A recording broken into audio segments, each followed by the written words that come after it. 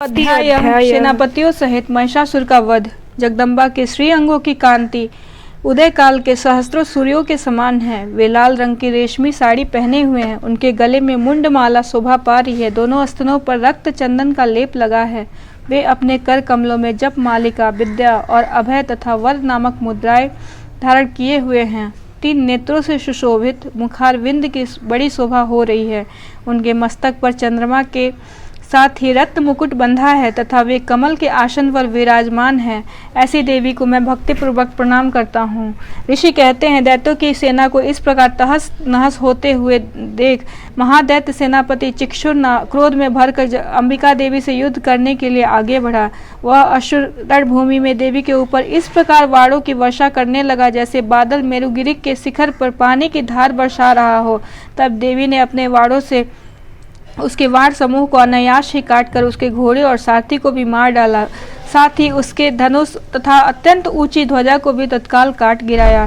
धनुष cut जाने पर उसके अंगों को अपने वाड़ों से विंध डाला। धनुष, रथ, घोड़े और सारथी के नष्ट हो जाने पर वह असुर ढाल और तलवार लेकर देवी की ओर दौड़ा। उसने तीखी धार वाली तलवार से सिंह के मस्तक पर चोट करके देवी की भी बाई भुजा में बड़े वेग से प्रहार किया। राजन, देवी की बाह पर पहुंचते ही वह तलवार टूट गई। फिर तो क्रोध से लाल आंखें करके उस राक्षस ने शूल हाथ में लिया और उसे उस महादैत्य ने भगवती भद्रकाली के ऊपर चलाया। वह शूल आकाश से गिरते हुए सूर्यमंडल की भांति अपने तेज से प्रज्वलित हो उठा। उस शूल को अपनी ओर आते देख देवी ने भी शूल का प्रहार किया। उससे राक्षस के शूल के सैकड़ों टुकड़े हो गए। साथ ही महादैत्य चिक्षुर की भी धज्जियां उड़ गई। वह प्राणों से हाथ धो बैठा।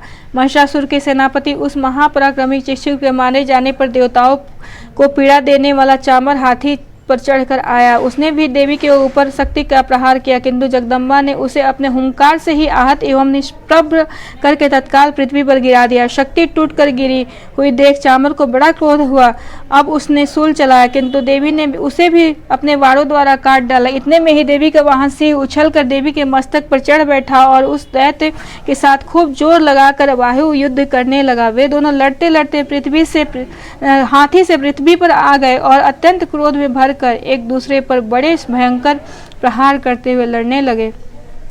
तदंतर सिंह बड़े वेग से आकाश की ओर उछला और उधर से गिरते समय अपने पंजों की मार से चामर का सिर धड़ से अलग कर दिया। इसी प्रकार उदग्र भी शिला और वृक्ष आदि की मार खाकर रणभूमि में देवी के हाथ से मारा गया तथा कराल भी दांतों, मुक्कों और थप्पड़ों की चोट से धराशायी हो गया। क्रोध में भरी हुई देवी ने गदा की चोट से उद्धत का कचूमर निकाल दिया। भिंदीपाल से वाष्कल को तथा बाढ़ से ताम्र को और अंधक को मौत के घाट उतार दिया। 3 नेत्रों वाली परमेश्वरी ने त्रिशूल से उग्रास, उग्रवीर तथा महाहनु नामक महादैत्य को मार डाला। तलवार की चोट से विडाल के मस्तक को धड़ से काट गिराया। दुर्धर और दुर्मुख इन दोनों को भी अपने वारों से यमलोक भेज दिया। इस प्रकार अपनी सेना का संहार होते देख महिषासुर ने वैसे का रूप धारण करके देवी के गढ़ों को त्रास देना आरंभ किया। किन्हीं को थुथुन से मारकर, किन्हीं के ऊपर खुरों का प्रहार करके, किन्हीं को पूंछ से चोट पहुंचाकर, कुछ को सिंगों से विदीर्ण करके, कुछ गढ़ों को वेग से, किन्हीं को सिंहनाद से, कुछ को चक्कर देकर, कितनों को निश्वास वायु के झोंके से धराशायी कर दिया। इस प्रकार गरुड़ की सेना को गिराकर वह असुर महादेवी के सिंह को मारने के लिए झपटा। इससे जगदम्बा को बड़ा क्रोध हुआ। उधर महापराक्रमी महिषासुर भी क्रोध में भरकर धरती को खुरों से खोदने लगा तथा अपने सींगों से ऊंचे पर्वतों को उठाकर फेंकने और गरजने लगा। उसके वेग से चक्कर देने के कारण पृथ्वी क्षुब्ध होकर फटने लगी।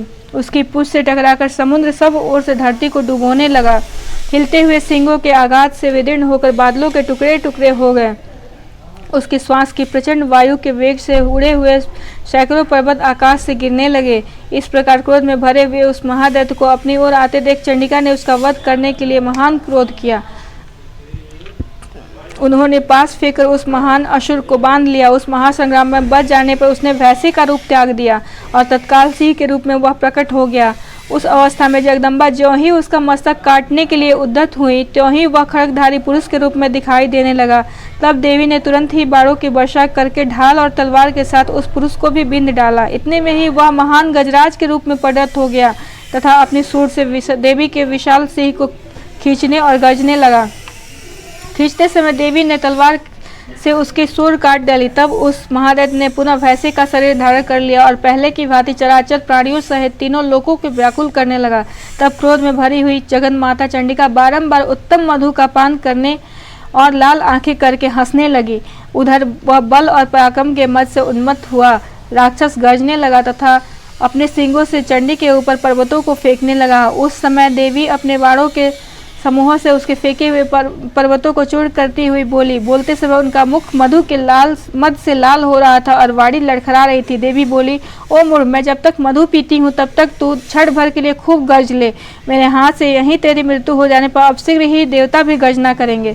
ऋषि कहते हैं, यूँ कहकर देवी उछली और उस महादैत्य के ऊपर चढ़ गई। फिर उन्होंने अपने पैर से उसे दबाकर शूल से उसके कंठ में आघात किया। उनके पैर से दबा जाने पर महिषासुर अपने मुख से दूसरे रूप में बाहर आने लगा। अभी आधे शरीर से ही वह बाहर निकलने पाया था कि देवी ने अपने प्रभाव से उसे रोक दिया। आधा निकला होने पर भी वह महादैत्य देवी से युद्ध करने लगा। तब देवी ने बहुत बड़ी तलवार से उसका मस्तक काट गिराया। फिर तो हाहाकार करते हुए दैत्यों की सारी सेना भाग गई तथा संपूर्ण देवता अत्यंत प्रसन्न हो गए। देवताओं ने दिव्य महर्षियों के साथ दुर्गा देवी का स्तमन किया। गंधर्व राज गाने लगे तथा अप्सराएं नृत्य करने लगी।